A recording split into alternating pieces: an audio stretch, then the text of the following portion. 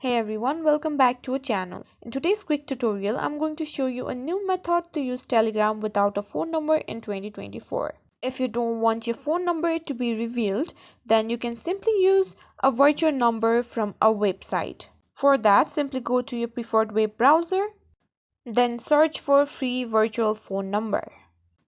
Here, you can get your free virtual number. Remember, this number will be used to verify your account on Telegram. Then copy it. After that, now go download and open the Telegram app if you haven't already. When it asks for your phone number, enter the virtual number you just got from the website. Then you'll receive a verification code. Enter that code into Telegram to verify your account.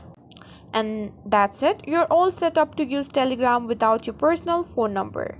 This method is perfect for those who prioritize privacy or simply want to keep their personal number private.